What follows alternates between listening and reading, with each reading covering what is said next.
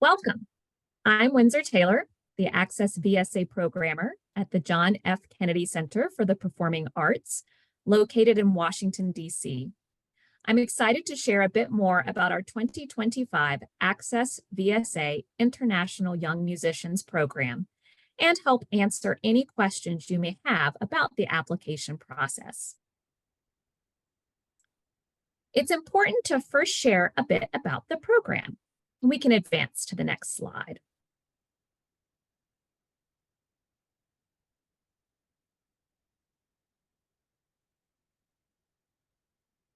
International Young Musicians, or IYM, launched in 1984. Since that time, we've worked with nearly 150 musicians from 34 U.S. states and territories and 23 countries. Famous alumni include Adrian Anantawan, Niv Ashkenazi, Michael Cleveland, Mandy Harvey, Justin Coughlin, Matthew Whitaker, and many more. This program is open to young disabled musicians ages 14 to 25. We use the Americans with Disabilities Act as our guide for the definition of disability. So that means disability is a broad umbrella that covers a variety of lived experiences. Eligible musicians may have apparent, physical, and/or sensory conditions, as well as less apparent conditions like anxiety, ADHD, depression, chronic illness or pain, PTSD, OCD, dyslexia, dysgraphia, neurodivergence, and more. IYM is open to individual, solo performers, or ensembles of up to 5 musicians of any instrument, including voice, in any genre. If you're applying as an ensemble, all members of the ensemble must meet the age requirement, and at least one member of the ensemble must be part of the disability community. An adjudication panel of professionals in the music industry will select multiple award winners. These winners receive a financial award, connection to a professional mentor, access to exclusive workshops, and a trip to Washington, D.C. to perform at the Kennedy Center. You and/or your ensemble must be available to be in Washington, D.C., July 24th through 28th of 2025. Okay, if all that sounds good to you, how do you apply? Our application portal is hosted through SurveyMonkey Apply. We will drop a link in the chat now. If you've ever used SurveyMonkey Apply before, you'll create an account using your email address. The application itself asks you to provide some basic information about the soloist or ensemble. Things like your address, the school you attend, the years you've been studying your instrument, a short narrative statement. It also requires you to submit 3 performance samples. All applications are due Wednesday, January 8th of 2025. Let's take a look at the platform with some screenshots. This shows the landing page on the application portal. On the right side of the page, you can easily see the number of tasks required to complete the application. On the top left is the large Submit button, which is the last step required to finalize and turn in your application. Using the button on the bottom left, you can add an application collaborator, like your parent or guardian, a teacher, or a co-applicant in your ensemble. As I mentioned before, the application itself asks you to provide some basic information about the soloist or ensemble. And on the next slide, you'll see one of my favorite tips and tricks of the application process. So like I said, you'll submit simple information, address, school you've attended, the number of years you've been studying your instrument, a short narrative statement, and also those 3 performance samples, which we'll talk more about in just a moment. If you prefer, you can record an ASL or spoken English version of your narrative statement and attach it as a video at the end of the application. The application portal allows you to save your application and edit it before you submit it. Personally, I think this is a great feature. One of my best tips is go ahead and input the information you know, like your address, your school, while you're working on your performance samples. This will save you time as the deadline looms. Speaking of performance samples, let's talk a little bit about that. The performance samples are the most important part of the application. This is where you get to show us who you are as a musician. Think carefully about your repertoire. Does it show everything you're proud of as a performer? Do you have a mix of your technical skills as well as your lyrical or emotional prowess? How are you demonstrating dynamic contrast? Remember, this is the only thing we have to go on. Show us what a performance by you at the Kennedy Center might look like and sound like. You must submit 3 performance examples via YouTube or Vimeo link. You can make the videos unlisted or private if desired. Just be sure to include the passcode adjudicators should use to view. You must have 3 different musical selections. Again, show us who you are. This is your time to shine. These samples should be recent, within the last year. They do not have to be professional recordings, but please make sure the audio demonstrates you as a performer. Try to pick a location that you know will be relatively quiet. We want to focus on you, not the random people in the hallway outside your dorm room. That said, it's totally fine to record in your dorm room. Just put yourself in a performance mindset.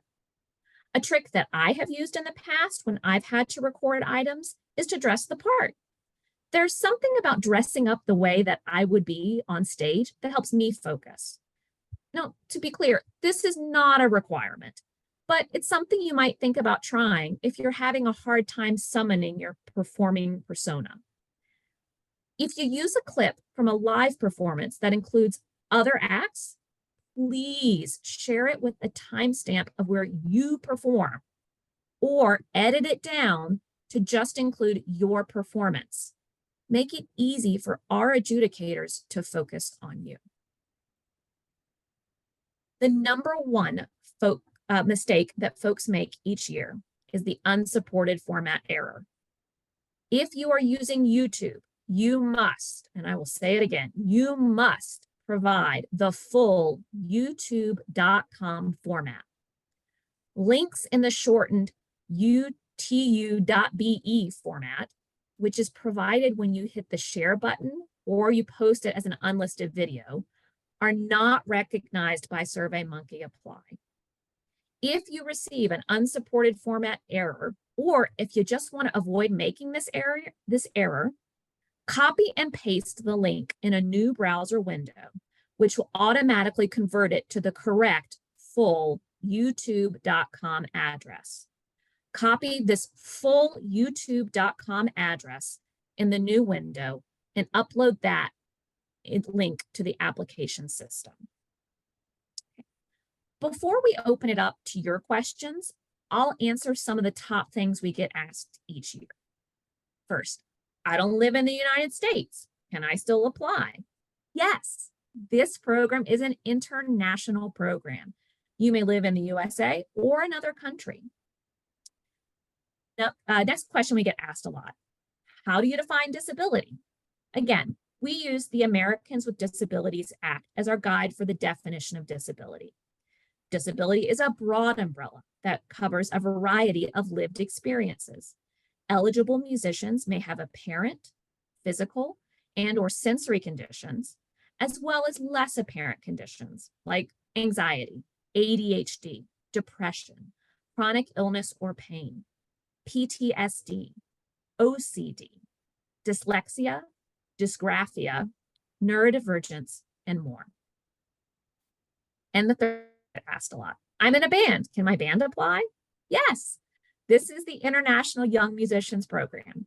You may apply either as a soloist or part of an ensemble, up to 5 people, as long as everyone in the group meets the age requirement and at least one member of the group has a disability.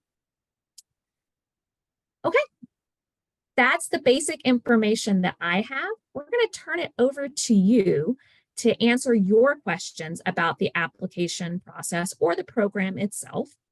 You can add these questions in the Q&A, and we will read them aloud and answer them. So I'll pause for just a few moments to allow you to put any questions you may have in the chat.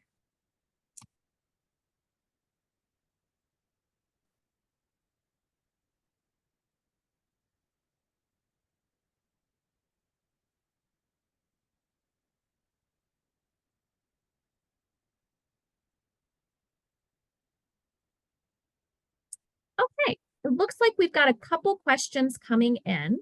So I'll read the question aloud so everyone has the text and the sound of the question. I'm an exchange student in the United States, but I'm originally from Morocco and will be returning there soon. What address do I list on the form? Also, I'm under 18. Who signs for me? Great question.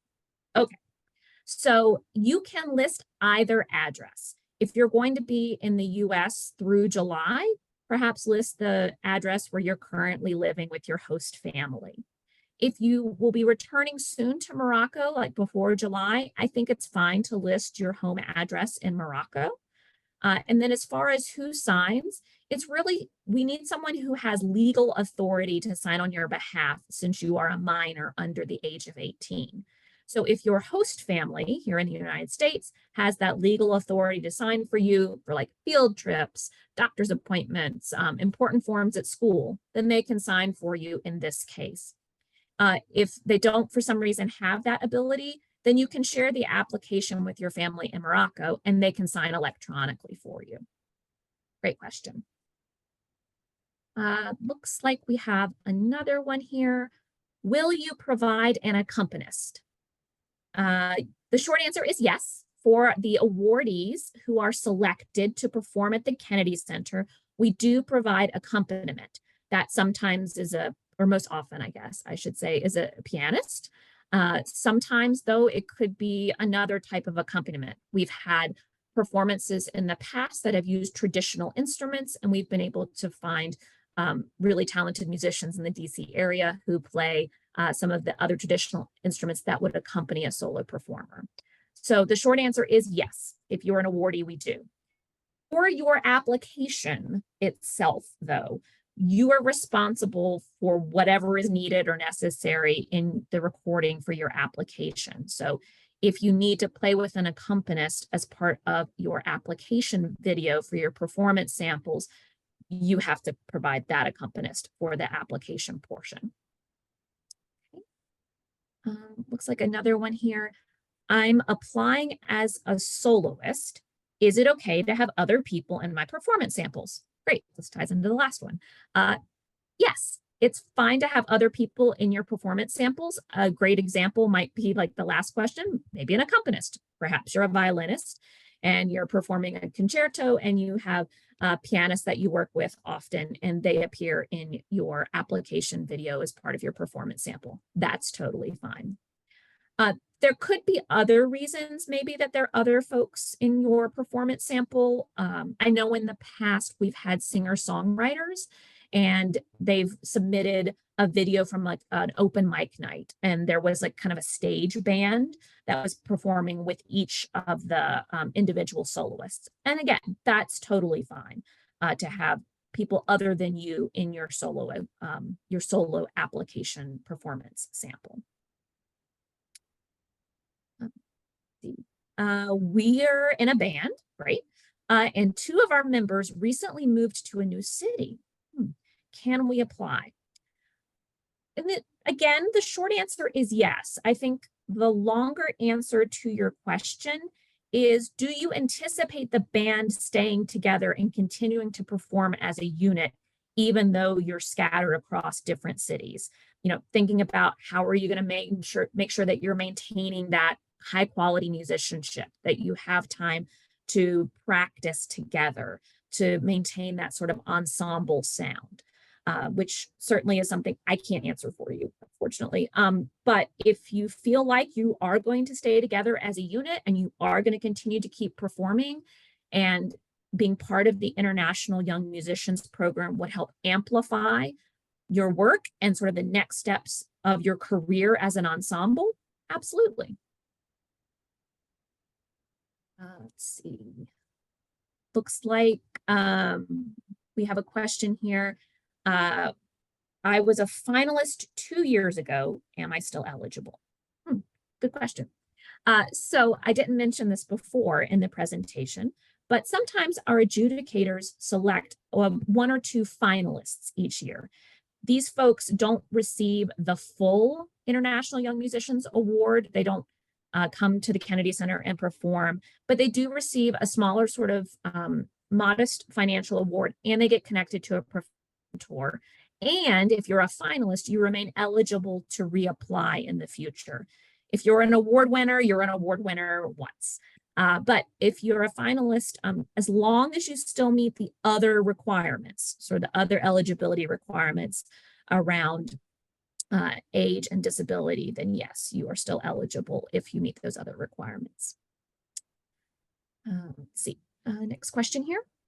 Can I use a video my mom took of me playing a solo in marching band as one of my performance samples? Okay. I would ask you to consider, is that what a performance by you at the Kennedy Center would look like? Because remember, that's what we're using these performance samples as our measure. That's what the adjudicators are looking for. They're looking for great musicianship. They're looking for how you behave and act as a performer, what your stage presence is, how you are conveying the musicality of performing. So I would challenge you to think about, is that solo in marching band what you would be performing at the Kennedy Center? I'm guessing probably not. So I think there might be other ways that you can better capture your musicianship, but I could always be wrong. I know different marching bands do different types of performances each year. So maybe there's a jazz show, and this is very evocative of what you would do as a performer at the Kennedy Center if you're like a jazz trumpet player or something. Okay. Let's see. Another important question. When will I find out if I got in? Yeah, that's always important to know. We will let everybody know, one way or the other. Everybody will get an email from us by the middle of March. So you'll have a sense of where you stand in the program and award process by the middle of March. Okay. Let's see here. There are other Q&As. Great. Can you give advice on what to include in the narrative statement? So yes, the narrative statement in some ways is kind of like your artist statement. There are a couple of prompts in the application itself, but tell us a little bit about you as a performer. You can tell us a little bit about other awards that you've won. The types of things you would include, like in an artist bio, perhaps, if you're working on an artist biography. You could think about including as well, if you don't have an artist bio or you don't have other awards you've won, what is it that you hope to do as a musician? How would this help amplify your career? What is it that you want to do in the future? So that's some ideas or examples of things to include in your narrative statement. Let's see, along the same lines of the narrative statement, I'll read the question aloud. I'm considering making a video narrative statement. Can you give advice on how to film this? Like, what should I wear and where should I film? For the narrative statement, because it's really about, who you are as a performer, introducing yourself sort of to the adjudicators, I think you can totally wear whatever you feel comfortable in. And my advice on where to film it is film it somewhere quiet so we can hear you or see you, depending whether you're using ASL or English. We've had folks before that are obviously like filming on an iPhone, which is great. That's totally fine. And they have a friend, obviously, who's like holding the phone for them, and they're filming between classes in like their high school band classroom. That's totally fine. Just make sure we can hear you and see you clearly, depending on whether you're doing, again, the spoken English version or an ASL version. So make sure whatever you do, it's clear. I'm applying as a solo vocalist. Can I submit performance samples in multiple genres? Yes, that was an easy one. Again, submit performance samples that you think show what a performance by you at the Kennedy Center would look like and feel like. So in a typical vocal performance, if you tend to run from opera to jazz, great, that's totally fine. If you're mostly a jazz musician, I wouldn't submit an operatic aria. If you're mostly a singer-songwriter, but you do dabble into jazz or rock or hip hop, great, show us your full range. But again, you're trying to give our adjudicators a sense of what a performance like by you at the center would look like. Okay, another question here. I'm applying as a solo vocalist. May I accompany myself in my performance samples? Absolutely. We have folks that do that every year. If you go back and watch some of our award winners from the last couple of years, you will see there are solo vocalists who are accompanying themselves, both on guitar as well as piano. So there may be another instrument that you use to accompany yourself, and that would be great too. Here is another question, a little bit more involved.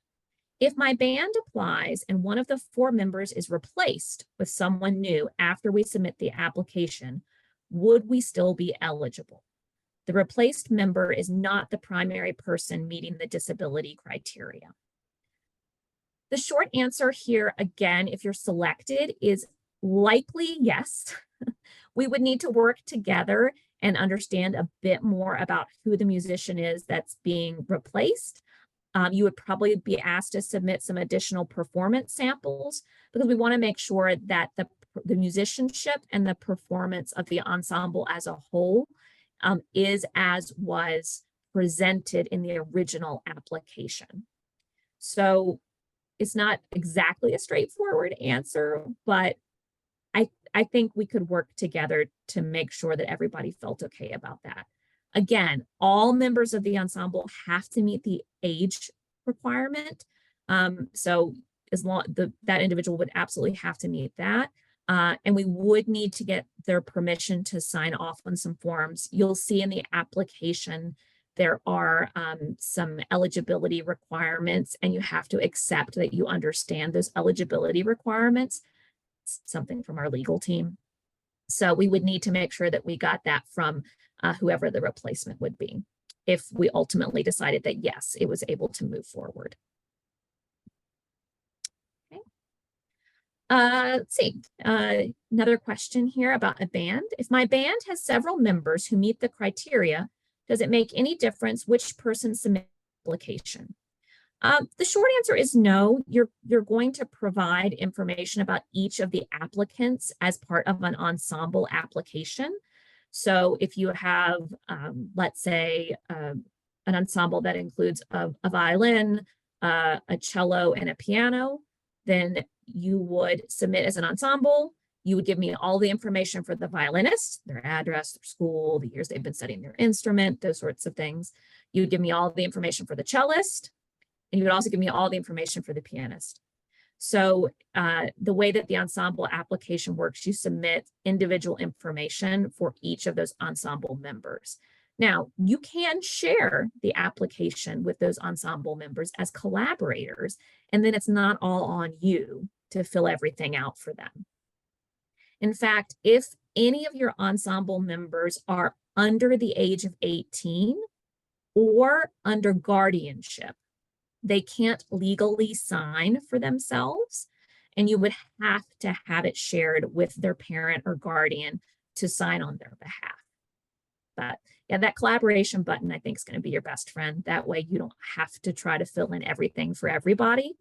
But it would be good to have someone who sort of makes sure everybody's put in all the correct information, and probably have one person in charge of doing the performance samples.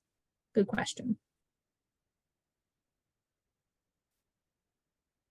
These are great. So keep them coming if there's anything else that folks would like to have answered.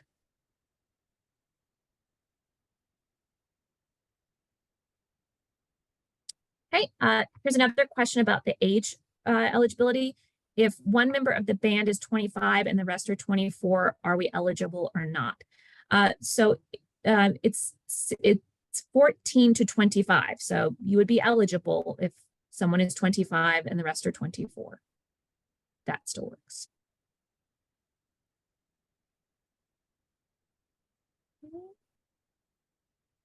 There's been another question about whether or not the recording will be emailed out.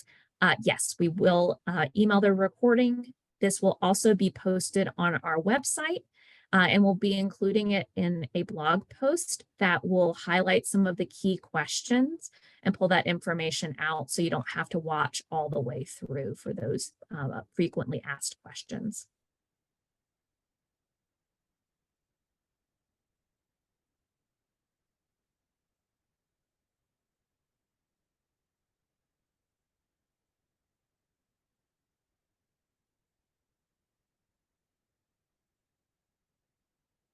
Okay, here's another question that's come in.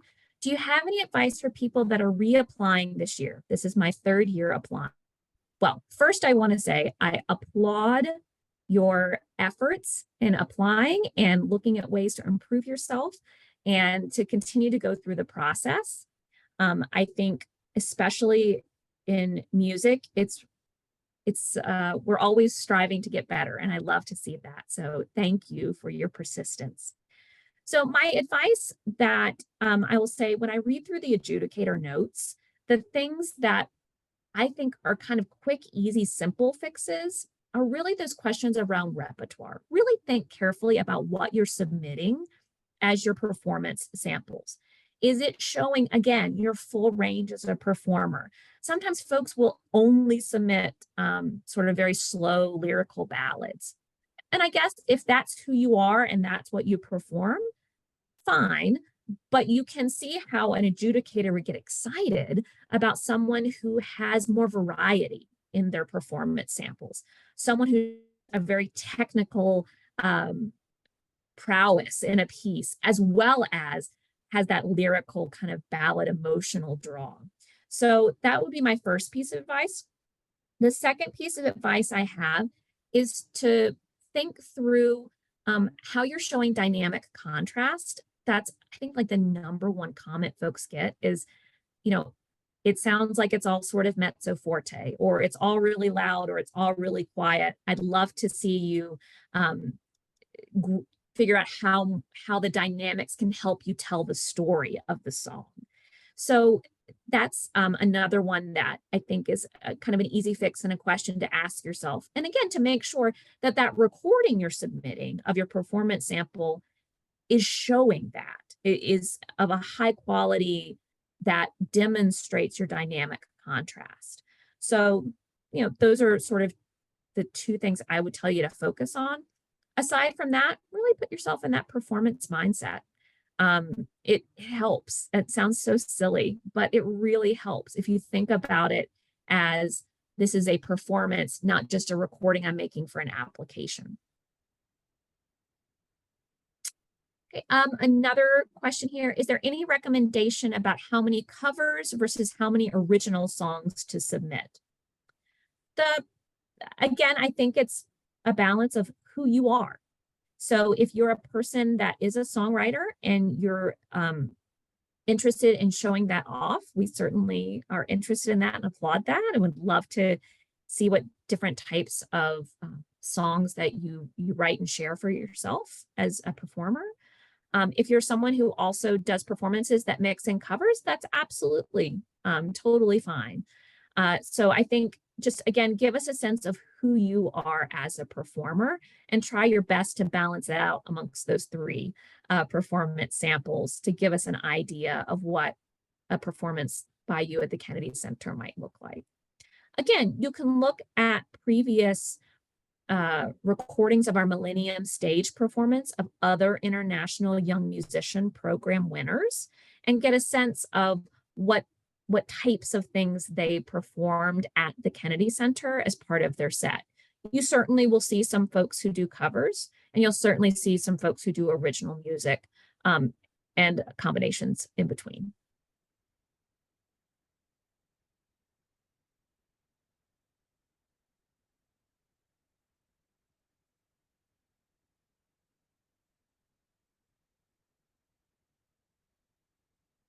I'm just scrolling through the chat and the Q&A to make sure that we haven't missed anything.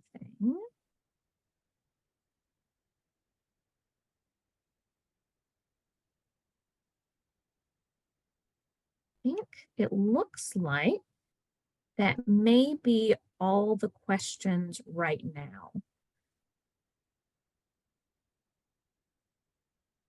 Okay. All right. Well, I will move to sort of the next part of this then. On the next slide, you'll find some additional information to contact us. I know I always think of the thing I should have asked immediately after I leave the webinar. So if that's you and you're like me, just send me an email and I'm happy to answer any question that you might have. If you prefer to chat by phone, my phone number is also listed there and we can have a conversation as you're working on your application. Otherwise, thank you so much for joining us today. Again, if you come across additional questions or concerns, especially as you're diving into that application, please contact us. We are here to help.